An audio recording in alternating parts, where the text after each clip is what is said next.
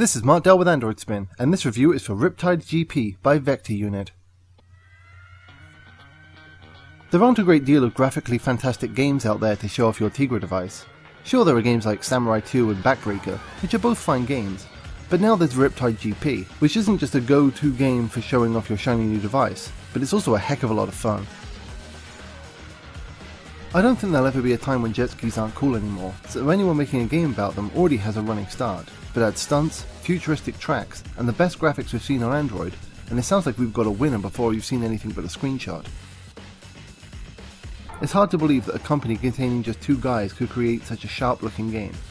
Although they've had some practice creating last year's Xbox Live Arcade game Hydro Thunder Hurricane, which you can see here, and it's clearly been a big influence.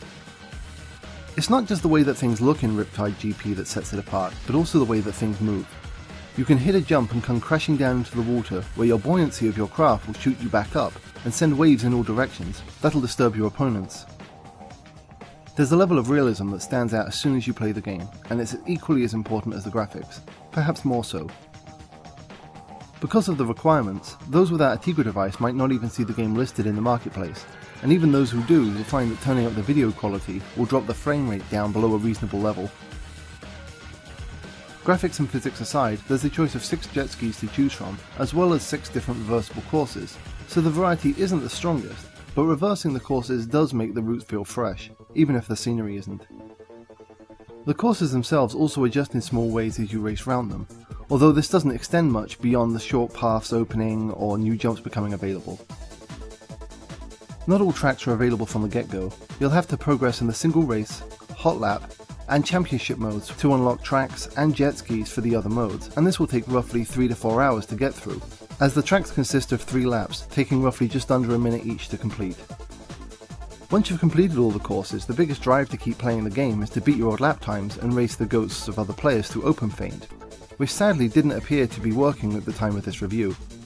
Hopefully the online ghost races can be fixed, or this is just an isolated problem, as once the wow factor of the game has worn off and the open feint achievements have been completed, then a large part of the game's draw is extinguished.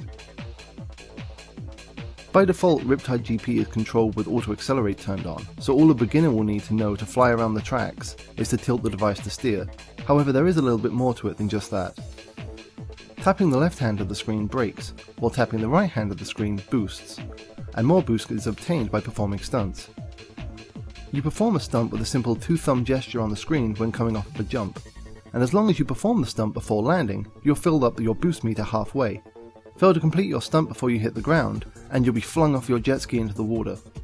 Sensitivity and auto accelerate can be adjusted in the options, but the default method is more than capable, as the lack of accuracy on the tilt controls is offset by the fact that you're already having to adjust for the waves that you're crashing through.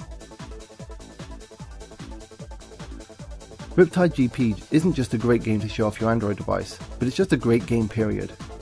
The price might be a little bit over what you're used to, but you're paying a premium for quality.